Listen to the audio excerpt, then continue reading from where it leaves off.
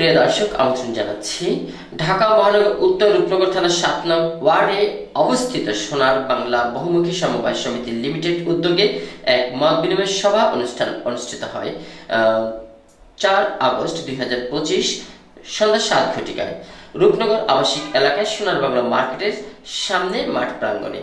উক্ত অনুষ্ঠানে প্রধান অতিথি হিসেবে উপস্থিত ছিলেন বিএনপি কেন্দ্রীয় কমিটি ক্রীড়া বিষয়ক সম্পাদক এবং ঢাকা মহানগর উত্তর বিএনপি আহ্বায়ক ও ঢাকা ১৬ আসন সংসদ সদস্য পদপ্রার্থী আমিনুল হক। বিশেষ অতিথি হিসেবে উপস্থিত ছিলেন ঢাকা মহানগর উত্তর বিএনপির যুগ্ম আহ্বায়ক মাহবুব আলম মন্টু এবং বিশেষ অতিথি হিসেবে উপস্থিত ছিলেন ঢাকা মহানগর উত্তর বিএনপি আহ্বায়ক জহিরুল হক। বিশেষ অতিথি হিসেবে এবং উপস্থাপনায় ছিলেন রূপনগর থানা বিএনপি সিনিয়র যুগ্ম আহ্বায়ক ইঞ্জিনিয়ার মজিবুল হক।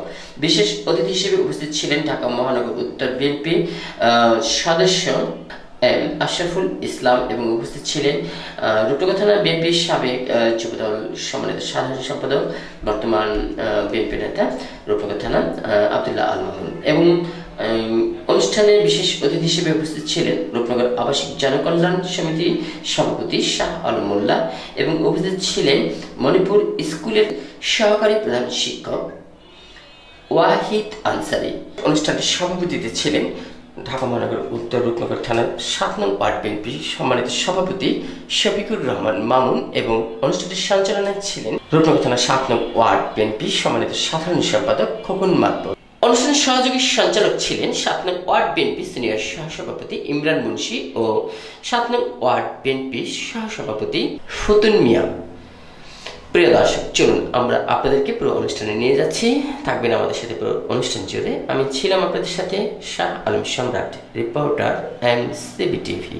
বাংলাদেশ জাতীয়তাবাদী দল বিএনপি ঢাকা ১৬ পল্লবী রূপনগর আসনের সংসদ সদস্য প্রার্থী ধানের শীষের প্রার্থী ঢাকা মহানগর উত্তর বিএনপির সংগ্রামী আহ্বায়ক, বাংলাদেশ জাতীয়তাবাদী দল বিএনপির কেন্দ্রীয় নির্বাহী কমিটির ক্রীড়া বিষয়ক সম্পাদক, জাতীয় ফুটবল দলের অধিনায়ক, বিএনপির চেয়ারপারসন দেশনেত্রী বেগম খালেদা জিয়া, ভারপ্রাপ্ত চেয়ারম্যান জনাব তারেক রহমানের রাস্তাভাজন, স্বচ্ছ পরিচ্ছন্ন রাজনীতিবিদ, যার নেতৃত্বে ঢাকা মহানগর উত্তর বিএনপি ২৬টি থানা, ৭১টি ওয়ার্ড, ৬২০টি ইউনিট সুসংগঠিত উজ্জীবিত স্বচ্ছ পরিচ্ছন্ন রাজনীতিবিদ, কারা নির্যাতিত নেতা, কর্মী বান্ধব নেতা, অত্র এলাকার কৃতি সন্তান, আপনার আমার সকলের সুপরিচিত ঢাকা ১৬ পল্লবী রূপনগর আসনে সংসদ সদস্য প্রার্থী ধানের শীষের প্রার্থী জননন্দিত জনপ্রিয় জননেতা জনাব আমিনুল হক।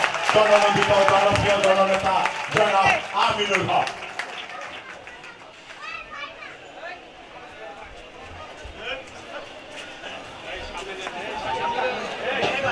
বিসমিল্লাহির রহমানির রহিম।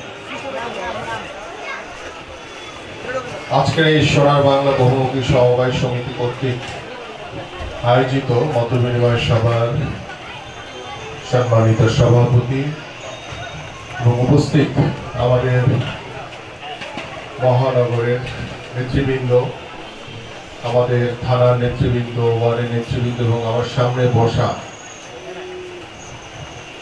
এই অত্র এলাকার প্রীতি সমতুল্য বাবারা রয়েছেন, মাতৃ সমতুল্য মায়েরা রয়েছেন, ভাইরা রয়েছেন, বন্ধুরা রয়েছেন। হ্যালো, সবাইকে আসসালামু আলাইকুম ওয়া রাহমাতুল্লাহি ওয়া বারাকাতুহু। প্রিয় উপস্থিতি, আমি প্রথমে যে বিষয়টি দিয়ে শুরু করতে চাই যে আপনারা শুরু থেকেই বলেছেন এখানে যে পিছনের যে বস্তিটি রয়েছে কি বলেন, ভাঙ্গারি মজিবর। ভাঙ্গারি মজিবর, ভাঙ্গারি মজিবরের অস্তিত্ব এখনো এখানে আছে, এটা দুর্ভাগ্যজনক। কারণ গত ১৭ বছর ওই স্বৈরাচারের প্রেতাত্মারা, দোসররা এই ভাঙ্গারি মজিবরের মতো যারা দুষ্কৃতিকারী, তারা আপনার আমার মতো সাধারণ মানুষের উপরে প্রভাব বিস্তার করে জোরপূর্বক অনেক অনৈতিক, অনেক বিশৃঙ্খলা সৃষ্টি করেছে। এবং আমি আজকে এই যে এতগুলো মানুষ আপনারা এখানে বসে সবাই একই কথা বলছেন, আমি আপনাদের কাছে আহ্বান করব, আমি একা কখনোই পারবো না যদি আপনারা না চান। আপনারা যদি সহযোগিতা না করেন আমি কখনোই করতে পারবো না। আমি আপনাদের সকলের কাছে আহ্বান করছি যে অবৈধভাবে যারা আওয়ামী লীগের লোকজন এখনো দুষ্কৃতিকারী যারা এখনো বসবাস করছে তাদেরকে দ্রুত আইনের আওতায় আনা হবে এবং এটা আপনাদের সহযোগিতা লাগবে। আর যদি আপনারা যদি এটার সাথে জড়িত থাকেন তাহলে আপনাদেরকেও আইনের আওতায় আনা হবে। কারণ আমি কোনোভাবেই কোনো বিশৃঙ্খলাকারী কোনো অন্যায়কারীকে প্রশ্রয় দেব না এবং যদি আমার দলের লোক হয় তাকেও ছাড় দেওয়ার কোনো সুযোগ নেই। এবং এখানে মুরব্বীরা রয়েছেন অনেক, আমার স্কুলের শিক্ষকরা রয়েছেন, সামনে অনেক সাধারণ মানুষ এই এলাকায় বসবাস করে, আমাদের ওই যে মা খালারা রয়েছে ওখানে। আমরা যদি না চাই তাহলে এই সমাজের পরিবর্তন কখনোই আমরা করতে পারবো না। আমাদের আগে চাইতে হবে যে আমরা সবাই ঐক্যবদ্ধভাবে আমাদের এই সমাজের পরিবর্তন আমরা করতে চাই কিনা। আমাদের আন্তরিকতা থাকতে হবে, আমাদের ভিতরে ভ্রাতৃত্ববোধ থাকতে হবে, তাহলেই আমাদের সন্তানদের জন্য, আমাদের ভবিষ্যৎ প্রজন্মের জন্য, আমাদের তরুণদের জন্য আমরা একটি সুন্দর সমাজ করতে পারব, একটি মানবিক বাংলাদেশ করতে পারব।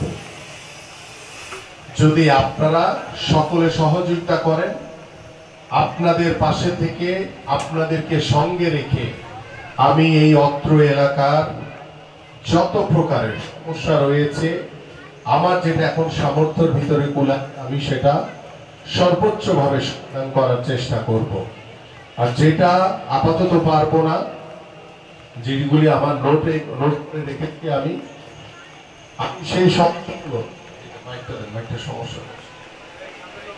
সেই সমস্যাগুলো আল্লাহর রহমতে আল্লাহ পাক যদি আমাদেরকে আগামী যে সংসদ নির্বাচন হবে সেই নির্বাচনে বাংলাদেশ জাতীয়তাবাদী দল বিএনপিকে নির্বাচিত করে, আমি আপনাদের কাছে ওয়াদাবদ্ধ যে আপনাদের সকল সমস্যার সমাধান হবে ইনশাআল্লাহ।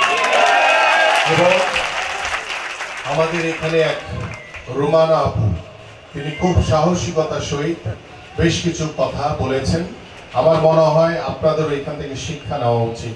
উনি একজন মহিলা হয়ে তিনি যে সাহসিকতার সহিত কথাগুলো বলেছেন, আপনারা অনেক পুরুষরা সেই সাহস করে সে কথা বলতে পারেন নাই।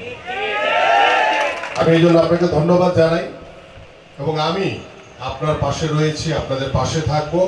আপনাদের নিরাপত্তার জন্য যা যা করণীয় আছে, আমাদের এখানে নেতৃবৃন্দরা রয়েছে, আমি তাদেরকে বলে যাচ্ছি আপনাদের সামনে রেখে যে আপনারা, উনি যে নিরাপত্তার কথা বলেছে, উনি যে সমস্যার কথা বলেছে, সেই সমস্যাগুলো ওনার সাথে কথা বলে, এই অত্র এলাকার যারা বসবাস করেন তাদের সাথে কথা বলে দ্রুত এই সমস্যার সমাধান করতে হবে আপনাদের। যদি আপনারা না পারেন, আমার এখানে যারা রাজনৈতিক নেতৃবৃন্দ রয়েছেন, আপনারা যদি না পারেন, আপনারা বলবেন আপনাদের নেতৃত্বের জায়গা আমি পরিবর্তন করে নতুন কাউকে দিব। আমি এমন কাউকে নেতৃত্বের জায়গায় রাখবো না যে কথার কাজের মিল রাখতে পারবে না, যে সমাজে কাজের জন্য কোনো কাজে আসবে না। আমি এমন কোন নেতৃত্ব রাখতে চাই না। এবং আমাদের ওই আপু সহ অনেকেই মাদকের কথা বলেছে। মাদকের যে সমস্যাটি, সেটি আমার শুধু পল্লবী রূপনগরের না, এটি সারা বাংলাদেশের একটি জাতীয় সমস্যা হয়ে গেছে। কারণ ওই গত 17 বছর ওই স্বৈরাচার সরকার, ওই যে আপনারা দেখছেন না কি জানি নাম, কক্সবাজারের ইয়াবা বদি, ওই সরকার ইয়াবা বদিকে অবৈধ এমপি বানিয়েছে। তো সরকার যদি রাষ্ট্রীয়ভাবে মাদককে প্রশ্রয় দেয়, তাহলে মাদক তো বাংলাদেশে ঢুকবেই। ওই স্বৈরাচার সরকার 17 বছরে মাদক ঢুকিয়ে আমাদের যুব সমাজ, আমাদের সন্তানদেরকে ধ্বংসের পথে ঠেলে দিয়েছে। কিন্তু 5 তারিখের পরে আমি আপনাদেরকে আশ্বস্ত করতে চাই, আমি আইন শৃঙ্খলা বাহিনীর সাথে কথা বলেছি, আমরা মাদকের বিষয়ে জিরো টলারেন্স দেখাচ্ছি। আমরা কোনোভাবে এই মাদক ব্যবসায়ী, তারা যত বড়ই গডফাদার হোক না কেন, যত বড়ই তাদের পিছনে শক্তি থাকুক না কেন, তাদেরকে আইনের আওতায় এনে তাদের অবশ্যই বিচার করা হবে। এমন ভাবে বিচার করা হবে, অনেকেই বলেছি যে অ্যারেস্টের পরে দেখা যায় যে 3 মাসের ভিতরে বের হয়ে যায়। আমরা এমন ভাবে আইন শৃঙ্খলা বাহিনীর সাথে কথা বলে তারা যাতে 5 বছরের ভিতরে বের হতে না পারে সেই ব্যবস্থা করব। কিন্তু এখানে আপনাদের সহযোগিতা লাগবে। আপনাদের সাহস করে যদি আমাকে সরাসরি বলতে না পারেন গোপনে কারা এই এলাকায় মাদক ব্যবসা করে সেই নামগুলো, মোবাইল নাম্বার সহ বা তাদের বাসার অ্যাড্রেস যদি আমার কাছে দিয়ে যান, আমি দায়িত্ব নিয়ে বলছি যে আপনাদের ওই মাদক ব্যবসাকে আমি ধ্বংস করে দেব। এবং আমি আপনাদেরকে আশ্বস্ত করতে চাই, মাদক যারা সেবন করেন তারা কিন্তু আমাদেরই কারো সন্তান, কারো ভাই, কারো বাবা। আমরা নিজেরা যদি না শুধরাই শুধু ওই মাদক ব্যবসায়ীদের দোষ দিলে হবে না। আমাদের নিজেদের ঈমান, নৈতিকতা আমাদের বজায় রাখতে হবে। আমি প্রত্যেক যে অভিভাবক, বাবা মা সকলের কাছে আহ্বান করছি, আমরা আমাদের সন্তানদেরকে বোঝাই, আমরা আমাদের ভাইদেরকে বোঝাই ওই মাদক সেবনের জন্য আপনি মৃত্যুর কোলে অকালে ঢলে পড়ছেন এবং এই মাদকের কারণে আপনি সমাজ থেকে বিচ্ছিন্ন হয়ে যাচ্ছেন। এই মাদকের কারণে আপনার সাথে কেউ কথা বলে না, আপনার সাথে কেউ চলাচল করে না। এই বিষয়গুলো যদি পারিবারিকভাবে আপনারা তাদেরকে, ওই মাদক সেবনকারীদেরকে বোঝাতে পারেন, তাহলে হয়তো আল্লাহ পাক যদি তাদেরকে হেদায়েত দান করে তো আলহামদুলিল্লাহ, আর যদি না করে তাহলে তো তাকে ধ্বংসের পথে যেতেই হবে। কিন্তু আমরা মাদক ব্যবসায়ীদেরকে যদি ধরে আইনের আওতায় এনে তাদের বিচার করতে পারি, আমরা দৃঢ়ভাবে বিশ্বাস করি যে মাদক সেবনকারীরাও তখন অনেক সতর্ক হয়ে যাবে এবং মাদক সেবনকারী যারা রয়েছে তাদেরকেও আমরা আইনের আওতায় আনতে চাই। এই জন্য আপনাদের সকলের সহযোগিতা দরকার। পাশাপাশি আমাদের জলাবদ্ধতার কথা বলেছেন, আমি অনুরোধ করব এখানে আমাদের যদিও আজকে সাজ্জাদ ভাই নাই, আমাদের মন্টু ভাই রয়েছেন, মজিবুর ভাই সহ এই অঞ্চলে আমাদের যে মামুন রয়েছে, আমাদের সভাপতি, আমাদের খোকন মাদুর রয়েছে বা এলাকার যারা নেতৃবৃন্দ রয়েছেন, আপনাদের যে জলাবদ্ধতার সমস্যাগুলো রয়েছে সেই সমস্যাগুলো সিটি কর্পোরেশনের বর্জ্য ব্যবস্থাপনার যে প্রধান রয়েছেন কমোডর বাশার সাহেব, তার বরাবর একটি অ্যাপ্লিকেশন করবেন এবং আমাদের নেতারা যারা রয়েছেন তারা যোগাযোগ করে দ্রুত সময়ের ভিতরে কিভাবে জলাবদ্ধতা নিরসন করা যায় সেই ব্যবস্থা করবে ইনশাআল্লাহ।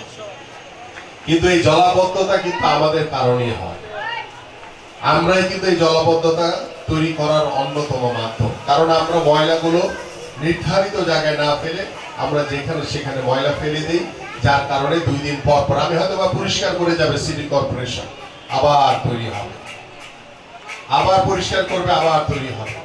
এইভাবে আমরা কখনোই আমাদের পরিবর্তন করতে পারবো না।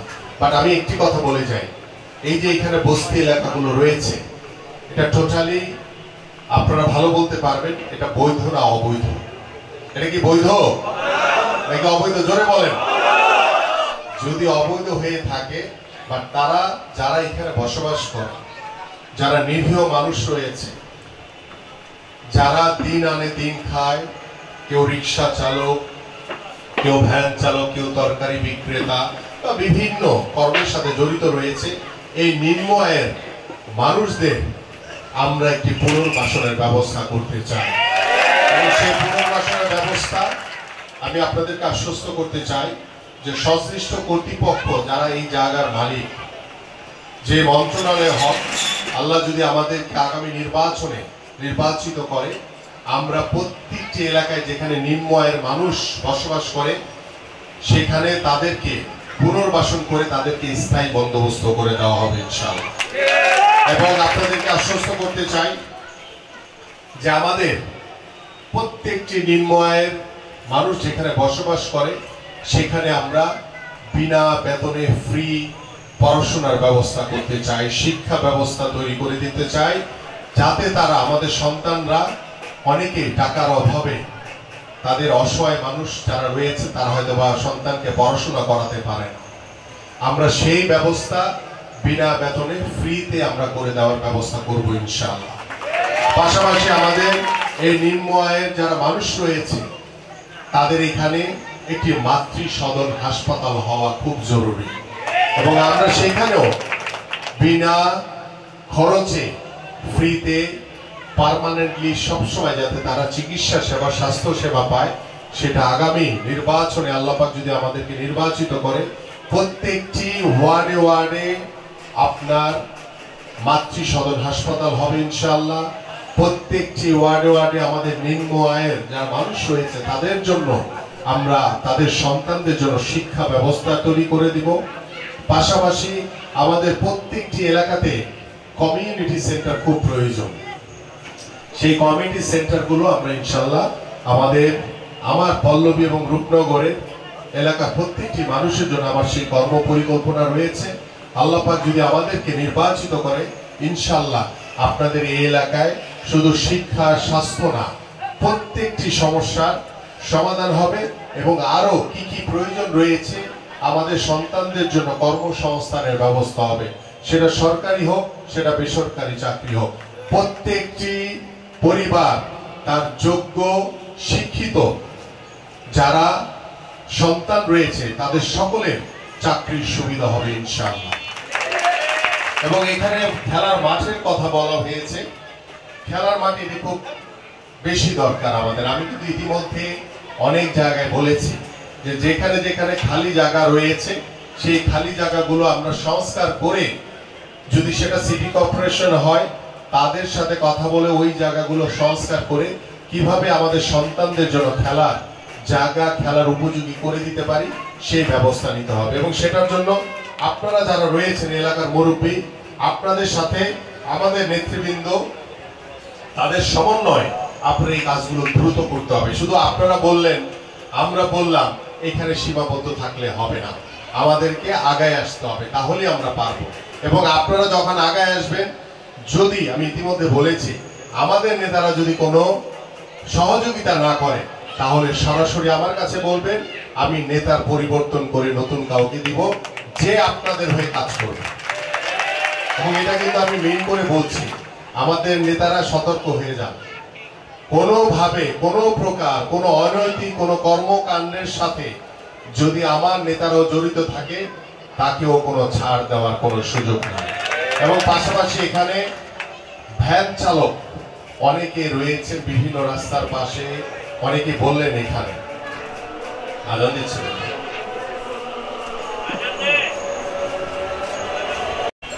সুপ্রিয় দর্শক, দেখলেন আজকে মত বিনিময় সভা সোনার বাংলা যে কমিটি, বাজার কমিটি আয়োজন করেছিলেন। আমরা একটু সমাপনী পজিশনে আছে, আমরা কথা বলছি 7 নং ওয়ার্ড বিএনপি সম্মানিত সভাপতি শফিকুর রহমান মামুন সাহেবের সাথে। আজকের একটু সংক্ষিপ্ত আকারে সমাপনী বক্তব্য প্লিজ আজকের আয়োজন সম্পর্কে একটু বলেন।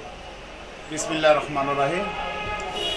সুপ্রিয় 7 নম্বর ওয়ার্ডবাসী, রূপনগর আবাসিকবাসী, আমরা আজকে রূপনগর এলাকার বিভিন্ন সমস্যা নিয়ে সোনার বাংলার আয়োজিত আজকের মত বিনিময় সভায় সম্মানিত প্রধান অতিথি হিসেবে উপস্থিত ছিলেন ঢাকা মহানগর উত্তর বিএনপির সম্মানিত আহ্বায়ক এবং এই ঢাকা 16 আসনের নয়নের মণি এবং তারেক জিয়ার বলিষ্ঠ হাতিয়ার জনাব আমিনুল হক ভাই প্রধান অতিথি হিসাবে উপস্থিত ছিলেন। আজকে সাধারণ মানুষের থেকে উনি এলাকার সব খুঁটিনাটি যত সমস্যা আছে সব সমস্যা নিয়ে উনি আজকে মানুষের কথা শুনছেন এবং এই ধরনের নেতা রাজনীতিতে এটা নতুন একটা দৃষ্টান্ত স্থাপন। নেতারা যাইয়া এলাকায় যাইয়া মানুষের খুঁটিনাটি জিনিস সমস্যার কথা নিজ কানে শুনতেছেন এবং কি সেটা সম্ভব যতটুকু সম্ভব সলিউশন করার চেষ্টা করতেছে। যেহেতু আমাদের দল এখনো ক্ষমতা নাই, ক্ষমতার বাইরে আছে, সুতরাং আমরা শত সীমাবদ্ধতার মধ্যেও যা কিছু আছে আমরা এটা সমাধান করতে চাচ্ছি, সমাধান করার চেষ্টা করতে। ধন্যবাদ। তারপরেও আমি এলাকাবাসীর পক্ষে বলবো, আপনাদের আরও যদি কোনো প্রবলেম থাকে, সমস্যা থাকে, আমরা এখানে আছি, আমাদের কাছে বলবেন, আমরা আমাদের নেতৃবৃন্দের কাছে উঠাই ধরবো। আপনাদের সমস্যা আমরা তাৎক্ষণিক সমাধান করার চেষ্টা করব এবং আমরা এই কাজ সবসময় করে যাব। আমরা বিগত সরকারের মতো আমরা কোনো রকমের অন্যায় অত্যাচার করব না। আমরা জিয়ার সৈনিক, জিয়ার আদর্শে আমরা বাস্তবায়ন করতে চাই। শহীদ জিয়া অমর হোক, খালেদা জিয়া জিন্দাবাদ, তারুণ্যের অহংকার তারেক রহমান জিন্দাবাদ, বাংলাদেশ জাতীয়তাবাদী দল জিন্দাবাদ। সুপ্রিয় দর্শক, কথা বলছি ৭ নং ওয়ার্ড বিএনপির সাধারণ সম্পাদক খোকন মাকবরের সাথে। আজকের এই অনুষ্ঠান সঞ্চালনে আপনাকে দেখতে পেলাম, তো আজকের অনুষ্ঠান সম্পর্কে জানতে চাই। বিসমিল্লাহির রহমানির রহিম। আমার ৭ নং ওয়ার্ড এলাকাবাসী এবং রূপনগর আবাসিক এলাকাবাসী এবং আমার এই সোনার বাংলা সমবায় সমিতির সম্মানিত সদস্যবৃন্দ, সবাইকে ধন্যবাদ। আজকে আমাদের এই উঠান বৈঠকটি প্রধান অতিথি ছিলেন ঢাকা মহানগর উত্তরের সম্মানিত আহ্বায়ক এবং বিএনপির আস্থাভাজন ঢাকা ১৬ আসনের জননেতা, জনপ্রিয় গণমানুষের নেতা জনাব আমিনুল হক ভাই। উনি আজকে আমাদের এলাকাবাসী, আমাদেরও দুঃখ সুখের কথা শুনছে, আমরা কি কি অসুবিধায় আছি এগুলা তিনি নোট করে নিয়ে গেছে। ইনশাল্লাহ এইভাবে আগামী দিনগুলোতে আপনারা এইভাবে সমাধান হবে কাজ করে যাবেন। এবং আমরা এই সোনার বাংলা সমিতি সবসময় আমরা সামাজিক কাজে অংশগ্রহণ করি এবং ভবিষ্যতেও করব। এটা আমাদের এলাকাবাসীর দুঃখে সুখে আমরা সবসময় এই সমিতি এবং দলীয়ভাবে আমরা এলাকার সাথে আছি।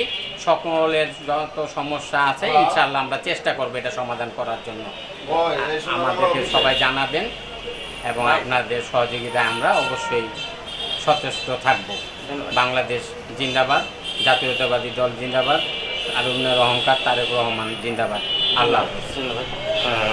প্রিয় দর্শক, সোনার বাংলা অফিসে আমরা আছি, সবাই সব সময় চলমান বিষয় নিয়ে, উন্নয়ন নিয়ে ভাবছেন। বিদায় নিচ্ছি আমিও আপনাদের কাছ থেকে, শাহ আলম সম্রাট, রিপোর্টার, MCB TV।